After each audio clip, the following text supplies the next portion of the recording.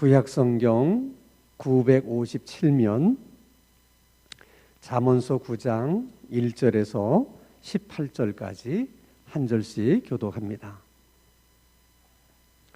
구약성경 957면 잠언서 9장입니다. 이 모든 것을 내가 마음에 두고 이 모든 것을 살펴본즉 의인들이나 지혜자들이나 그들의 행위나 모두 다 하나님의 손안에 있으니 사랑을 받을는지 믿음을 받을는지 사람이 알지 못하는 것은 모두 그들의 미래의 일들임이니라.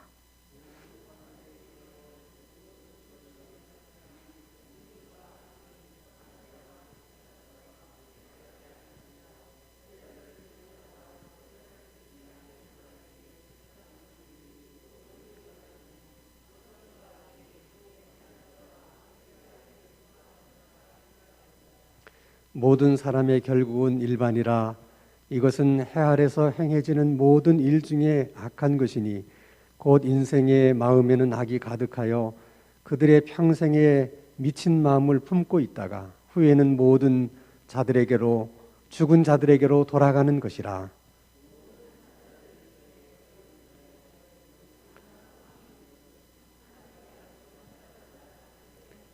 산자들은 죽을 줄을 알되 죽은 자들은 아무것도 모르며 그들이 다시는 상을 받지 못하는 것은 그들의 이름이 잊어버린 바 됨이라.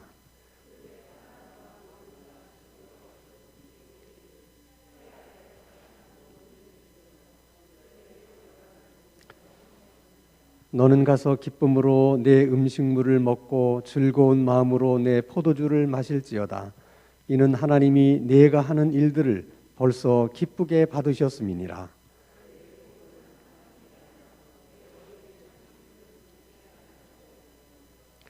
내 헛된 평생의 모든 날 곧 하나님이 해 아래에서 내게 주신 모든 헛된 날에 내가 사랑하는 아내와 함께 즐겁게 살지어다. 그것이 내가 평생의 해 아래에서 수고하고 얻은 내 몫이니라.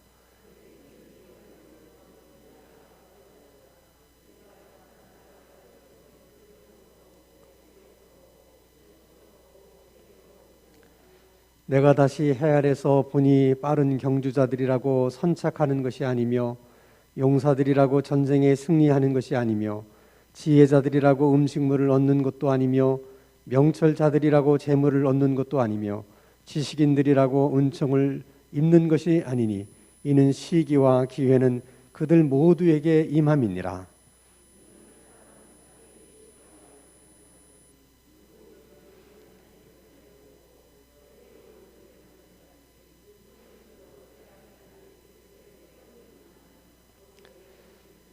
내가 또 해 아래서 지혜를 보고 내가 크게 여긴 것이 이러하니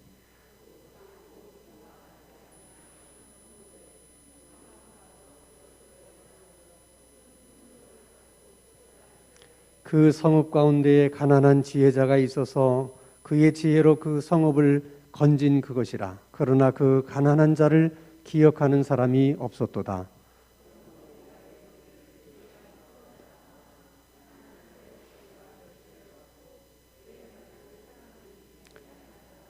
조용히 들리는 지혜자들의 말들이 우매한 자들을 다스리는 자의 호령보다 나으니라.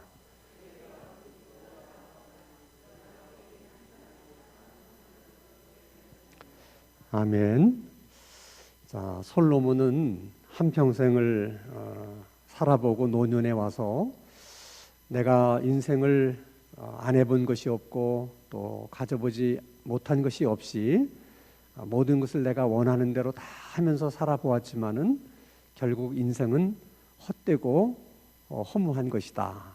이렇게 이제 얘기를 합니다.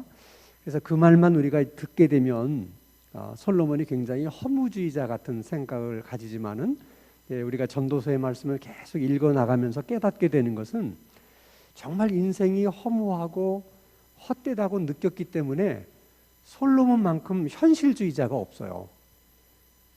그러니까 인생이 이렇게 허무하고 헛되기 때문에 그래서 우리가 현실을 더 정신을 차리고 잘 살아야 된다.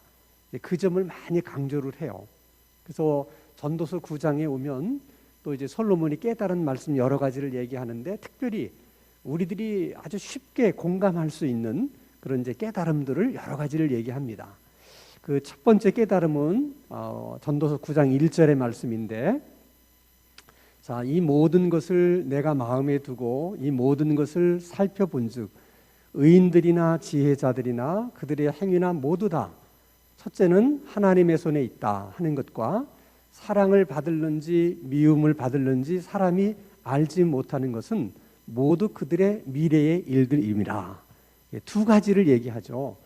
그러니까 사람들은 미래의 일을 알지 못한다는 거예요. 그래서 불안한 거죠, 사실은. 특별히 이제 코로나19가 우리나라뿐만 아니라 전 세계를 휩쓸면서 많은 변화를 가져다 줬어요.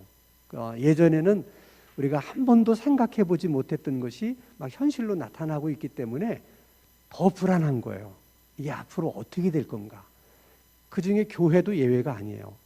앞으로 미래의 교회는 어떻게 될 건가? 이런 불안함이 정말 많아요. 최근에 한 뉴스를 보니까 지금까지는 모든 사람들이 굉장히 선망하던 직업군 중에 하나가 항공기 조종사였다는 거죠. 항공기 조종사가 되면 일단 멋있잖아요. 또 연봉도 많이 받죠. 그리고 늘 해외를 다닐 수 있어서 좋고. 그런데 코로나로 인해서 지금 세계 여행이 다 중지가 됐잖아요. 그러니까 비행기가 운항을 못하니까 그 비행사를 운영하는 회사마다 경제적으로 굉장히 지금 압박을 받는 거죠. 그래서 이제 제일 그래도 중요하지 않은 인력마다 이제 감축을 시키다가 나중에는 어쩔 수가 없어서 지금 항공사 이제 조종사까지도 이제 이렇게 감원을 시키는 그런 어려움이 왔어요. 그래서 태국에서는 항공사 조종사였는데 이제 감원하는 바람에 나와서 뭘 하고 있냐 그랬더니 택시 기사를 하고 있대. 그러니까 여러분, 이거 상상도 할 수 없는 일이잖아요. 근데 코로나19라는 상황이 그런 현실을 만들어낸 거죠. 정말 불안한 거예요, 모든 사람이. 그렇지만 이제 솔로몬이 뭐라고 얘기하냐면, 미래의 일을 사람이 모른다. 그러나 미래의 일을 모르는 것은 사람이지, 그러나 그 모든 미래의 일을 하나님이 다 주장하고 계시다. 모든 것이 다 하나님의 손에 있다. 그런 거예요. 이건 굉장한 깨달음이에요. 그러니까 하나님이 우리 개개인의 삶도 하나님의 손에 있지만은 한 국가의 운명도, 그리고 세상의 역사도 다 하나님의 손에 있다는 것이죠. 이것을 우리는 너무 쉽게 얘기를 해요. 우리 기독교인들은 너무 그런 얘기들을 많이 들어가지고. 그렇지만은 그 사실을 정말 마음속 깊이 깨닫게 되면 그건 굉장히 놀라운 일이죠. 정말 그런 깨달음이 있으면 그래서 우리가 하나님을 더욱더 신뢰하고 의지할 수밖에 없는 것이고, 그리고 우리가 기도하면서 살 수밖에 없는 것이죠. 자, 우리 미래는 어떻게 될지 아무도 아는 자가 없어서 불안한데, 그러나 그 미래를 하나님이 다 주장하고 계시다. 그 하나님을 우리가 의지하고 신뢰하는 길밖에 뭐가 있겠어요? 그 하나님 앞에 기도하는 일밖에 없는 것이죠. 자, 두 번째 이제 깨달음을 얘기하는데 2절과 3절의 말씀입니다. 쭉 한번 읽어보면 그래서 내용은 간단해요. 가난한 자든 부한 자든 배운 자든 못 배운 자든, 그 사람이 악인이든 선인이든 다 죽음 앞에서는 공평하다는 거죠. 누구나 다 죽음의 때가 온다 하는 거예요. 아마 그 솔로몬은 자기가 누릴 수 있는 것을 다 누려보고 또 자기가 하고 싶은 것을 다 해보면서 죽음이 온다는 사실에 대해서 굉장히 아쉬움과 함께 두려움이 있었던 것 같아요. 그러니까 결국은 죽음 앞에 서보니 자기나 그냥 아주 미천한 그냥 백성 중에 한 사람이거나 다를 바가 아무것도 없다는 거죠. 자, 죽음 앞에서는 누구나 공평하고 죽음은 누구에게나 찾아오는 것이다. 다 우리가 아는 얘기잖아요. 공감할 수 있는 얘기예요. 그래서 사람은 죽음에 대해서 나름대로 이제 이해가 다 다른데 대개 네 가지 유형으로 이렇게 나눌 수 있어요. 하나는 죽음이라고 하는 것을 전혀 생각하지 못하고 마치 자신은 안 죽을 것처럼 그렇게 생각하며 살다가 어느 날 갑자기 죽음을 만나게 되는 것이죠. 이제 뭐 한 달밖에 못 산다든지 뭐 6개월밖에 못 산다든지, 그래서 이제 지나온 삶을 후회하는 스타일이 있어요. 죽음에 대해서. 자, 어떤 사람은 그래 뭐 어차피 죽는 게 인생인데 뭐 어차피 죽을 건데 뭐, 그러니까 할 수 있으면 그냥 먹고 마시고 인생을 즐기는 게 최고다. 그러니까 이제 일종의 쾌락주의예요.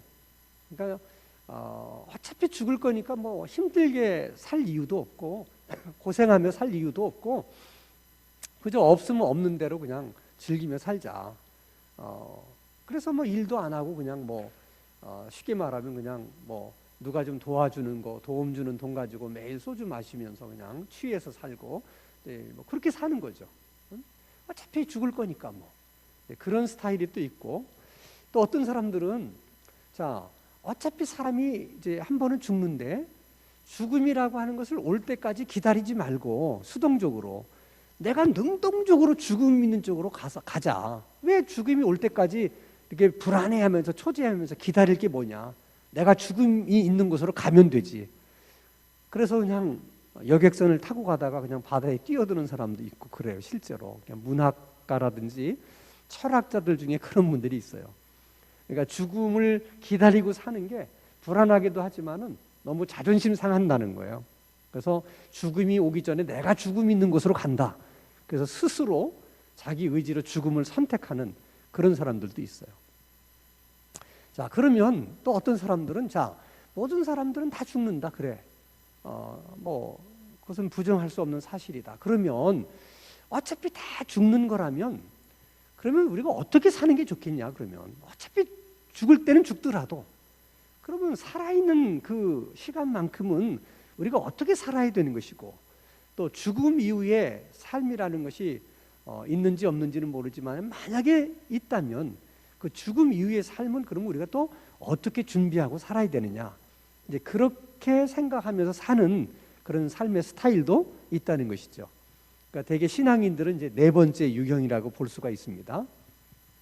자, 그러면서 이제 4절에 아주 의미심장한 얘기를 해요. 오늘 본문 4절을 보면 모든 산자들 중에 들어있는 자에게는 누구나 소망이 있음은 산 개가, 살아있는 개가 죽은 사자보다 낫다. 그러니까 이제 우리식으로는 개똥밭에 굴러도 저승보다는 이승이 낫다. 그 말이죠.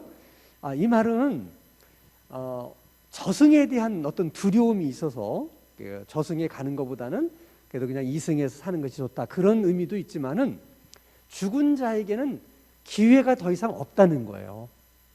그러니까 살아있는 사람에게만 기회가 있다는 거죠. 그게 중요하다는 거예요. 그러니까 죽은 1000사람, 10,000사람보다는 살아있는 한두 사람이 더 소중한 거예요. 살아있기 때문에 기회가 있다는 거죠. 그러면 솔로몬이 얘기하려고 하는 건 뭐냐면, 그럼 그 기회라는 것을 그러면 어떻게 우리가 그 기회를 사용하면서 살아야 되는 거냐? 네 가지를 이제 권면을 해요. 기회를 가지고 우리가 어떻게 살아야 될지를. 자, 우리 잠언서 9장 6절 보겠습니다. 9장 6절 말씀 보면, 자, 그들의 사랑과 미움과 시기도 없어진 지 오래니 해 아래에서 행하는 모든 일 중에서 그들에게 돌아갈 몫은 영원히 없느니라. 쉽게 얘기하면 과거의 일은 다 이미 지나간 일이니까 과거에 붙잡혀 살지 말라는 거예요. 과거 속에서 살지 말라는 거예요. 응? 그렇게 사는 사람은 살아있는 사람에게 주어진 기회, 그 놀라운 특권, 살아있기 때문에만 우리가 가질 수 있는 그 기회를 다 과거 속에 살면 그걸 잃어버리게 된다는 거죠.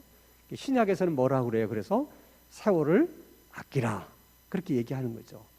그 세월을 아끼라는 말 속에는 과거에 붙들려 살지 말라는 거예요.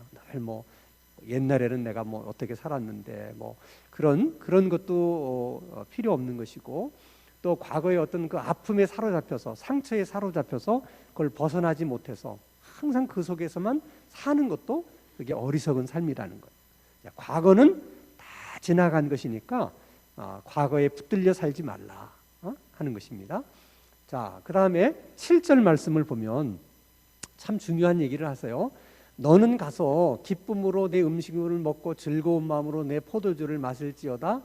그 다음 기절이 중요해요. 이는 하나님이 내가 하는 일들을 벌써 기쁘게 받으셨습니다.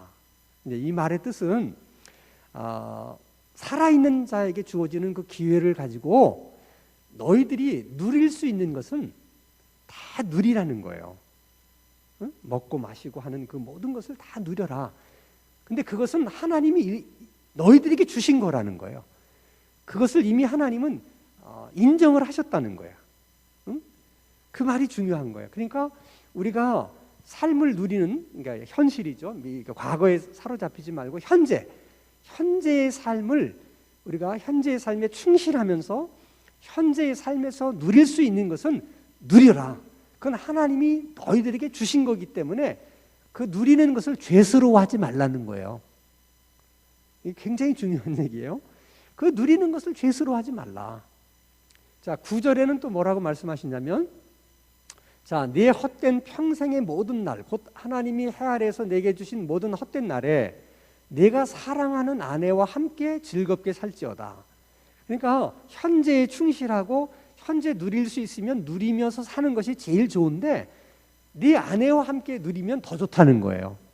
그러니까 함께 누릴 수 있다면 더 좋다. 자, 그것이 내가 평생의 해 아래에서 수고하고 얻은 내 몫이다.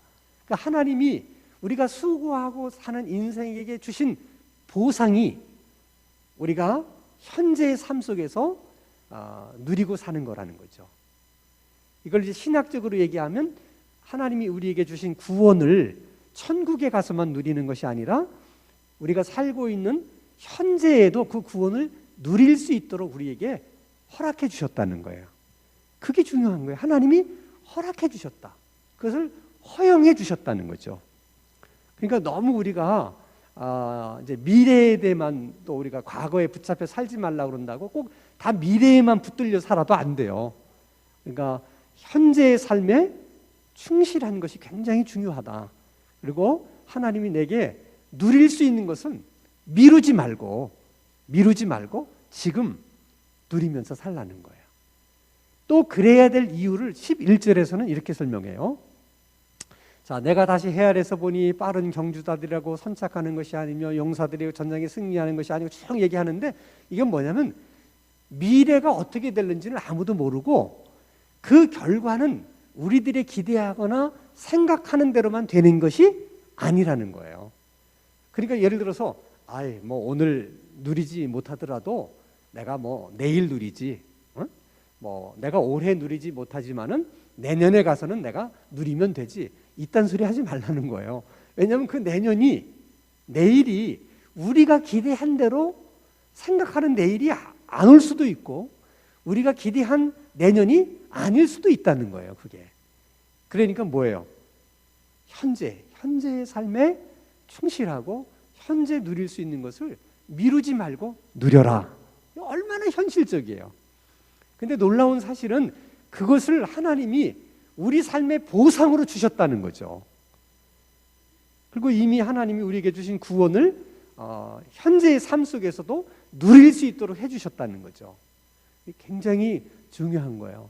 그러니까 신앙인들은 아주 현실적인 사람들이 돼야 되는 거죠. 그러면 여러분들이 내일로 미루지 말고 오늘 내가 누릴 수 있는 것이 뭔가를 생각해 보세요. 내가 오늘 누려야 될 게 뭐냐?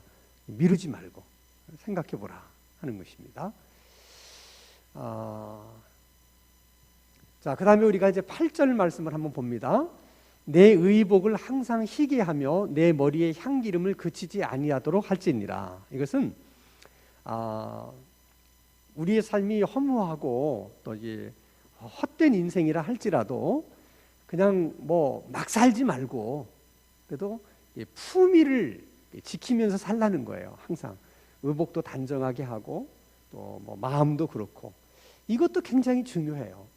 그러니까 우리의 현실에 우리가 충실하고 또 그걸 누리며 살아가는 그 과정 속에서 우리가 이제 품위를 지키려고 이렇게 노력하고 애쓰면서 사는 것도 필요하다는 거예요. 아무리 삶이 각박해도 그 각박한 삶 속에서라도 우리가 누릴 수 있는 품위, 우리가 지켜야 되는 품위는 지키면서 살라는 거죠. 멋있는 얘기예요, 여러분. 그래서 우리가 크리스찬들은 뭐 영화 대사 가운데 이런 게 있어요. 우리가 돈이 없지 과오가 없냐, 뭐 이제 그런 얘기가 있는 것처럼 우리 믿는 사람들도 마찬가지예요. 뭐 돈이 없지 우리가 믿는 사람으로서 과오가 없는 게 아니잖아요. 그러니까 나름대로 우리가 믿는 사람으로서의 어떤 품위를 이렇게 이제 지키면서 살려고 하는 그런 삶이 참 필요하다는 거죠. 나는 모든 크리스찬들이 좀 그랬으면 좋겠어. 그래서 뭐 크리스찬의 삶은 뭔가 좀 다르게, 좀 그랬으면 좋겠다. 자, 그리고 이제 10절 말씀을 보면 내 손의 일을 얻는 대로 힘을 다하여 할지어다. 그러니까 일이라고 하는 것은 하나님이 내게 주신 복이다. 일할 수 있다는 것이 복이다. 그래서 일할 수 있으면 언제든지 최선을 다해서 그 일을 열심히 하라는 거예요. 그게 얼마나 중요한 일인가. 그것이 하나님이 우리에게 주신 큰 복 중에 하나라는 거예요. 왜냐? 일하지 못할 때가 언제 올는지 모른다는 거죠. 직장에서 우리가 그만두게 될 수도 있고, 우리 몸에 병이 들어서 일을 할 수 없게도 될 수 있고, 우리에게 죽음이 찾아와서 일을 할 수도 없을 수도 있으니까, 자, 현실에, 현재의 삶에 충실하고 하루하루 내게 주어진 일에 최선을 다하면서 그렇게 살라. 그 일 자체가 하나님이 주신 나의 분복이다. 그러니까 일하는 것조차도 우리가 사실은 누려야 되는 거죠. 그것도 일할 수 없는 날이 올 수도 있으니까.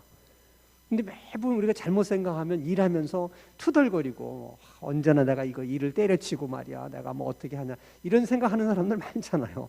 그래서 그냥 뭐 일 안 하고 놀고 먹으면 제일 그것이 행복한 건 줄로 생각하지만 그렇지 않다는 거예요. 일할 수 있다는 것이 그것이 하나님이 우리에게 주신 또 복 중에 하나라는 것이죠.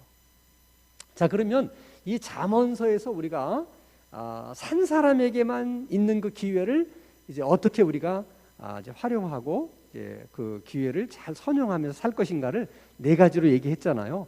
이걸 신약이 오면 이제 두 가지로 얘기를 해요. 우리가 데살로니가전서 5장 16절에서 18절 잘 아는 것이죠. 한번 크게 한번 같이 해보겠습니다. 시작. 항상 기뻐하라, 쉬지 말고 기도하라, 범사에 감사하라. 자, 그러면 항상 기뻐하는 건 언제 기뻐하라는 거예요? 그러니까 그 항상이라는 게 언제를 가리켜요? 시제로 말하면, 현재, 미래, 과거로 말하면 언제를 말하는 거야? 현재. 기뻐할 일이 있으면 내일로 미루지 말고 오늘 기뻐하라는 거예요. 매일 그렇게 하라는 거예요. 매일. 기뻐할 일이 있으면 매일 기뻐하라는 거예요. 내일로 미루지 말고. 자, 그러면 여러분들은 기뻐할 일이 뭐가 있는지 생각해 보세요. 있으면 찾아내서 그걸 누리라는 거야. 항상 기뻐하라는 거예요. 그렇게. 두 번째는 뭐라고요? 감사할 일이 있으면 오늘 감사하라는 거예요. 내일로 미루지 말고. 그 감사도 누리는 거예요. 감사할 때 행복한 거거든요. 그러니까 감사할 일이 있으면 오늘 감사하자. 내일로 미루지 말고 오늘 감사하자. 그 다음에 또 하나 뭐가 있어요? 기도하는 거. 자, 기도할 일이 있으면 내일로 미루지 말고 그것도 어떻게? 오늘 기도하자는 거예요. 그러니까 기도도 여러분 누리는 거야. 아무나 기도할 수 있는 게 아니에요. 그리고 기도하라고 하는 것도 지금 우리에게 기회로 주어진 거거든요. 기도할 수 없는 날이 올 수 있어요, 없어요? 있어요. 그러니까 기도할 수 있다는 것도 우리가 기회라는 거죠, 우리가. 또 여러분이 수요 기도에 이렇게 나올 수 있는 것도 이게 기회예요. 여러분 무릎이 아파 보세요. 나올 수 있어요, 없어요? 못 나와요. 또 몸이 여러분이 연약해서 오래 걸을 수 없으면 나올 수 있어요, 없어요? 없어요. 그러니까 지금 여러분들이 건강해서 수요 기도회를 나올 수 있는 것도 지금 누리라는 거야. 내가 뭐 좀 한 다음에 이제 수요 기도회에 나가야 된다. 내가 뭐 한 다음에 뭐 일이 좀 다 정리되고 풀리면 내가 이제 이런 소리 하지 말라는 거예요. 지금 현재 우리가 충실하자. 기도하는 것도. 그렇죠? 또 하나는 사도 바울의 고백인데 빌립보서. 자, 내가 이미 얻었다함도 아니요 온전히 이루었다함도 아니라 오직 내가 그리스도 예수께 잡힌 바 된 그것을 잡으려고 달려가노라. 그러니까 항상 사도 바울도 과거에 연연하지 않고 미래를 바라보기는 하지만은 중요한 건 그 미래를 향해서 쫓아가고 있는 지금이 중요하다는 거예요. 지금이 중요하다는 거예요. 현재의 삶이 가장 중요한 거예요. 현재의 삶이 가장 중요하다. 그것이 우리에게 주어진 기회라는 거예요. 그러니까 여러분, 오늘 밤에 특히 이 말씀을 생각하면서 내게 주어진 오늘 하루가 얼마나 그것이 소중한 것인가, 우리 인생에 있어서 이 하루가 내게 얼마나 소중한 것인가를 생각해 볼 필요가 있죠. 그래서 오늘은 이제 이 말씀을 가지고 여러분 기도할 때, 하나님 정말 불안합니다. 미래가 어떻게 될지 아무도 예측할 수 없고 나도 모르는데, 그렇기 때문에 더욱 하나님을 신뢰할 수 있게 해주시고, 그 하나님 더욱 의존할 수 있게 해주시고, 그 하나님께 더 열심히 기도할 수 있게 해주세요. 이 첫 번째 기도고, 그 다음에 내게 주어진 오늘, 하나님이 내게 주신 이 하루에 내가 아주 충실할 수 있게 하시고, 내가 할 수 있는 일에 대해서 최선을 다할 수 있게 해달라. 그 기도도 우리가 아주 중요한 기도예요. 중요한 기도예요. 이런 기도들을 우리가 오늘 저녁에도 우리가 좀 함께 기도하면서 함께 하나님께 응답받는 시간이 되기를 바랍니다.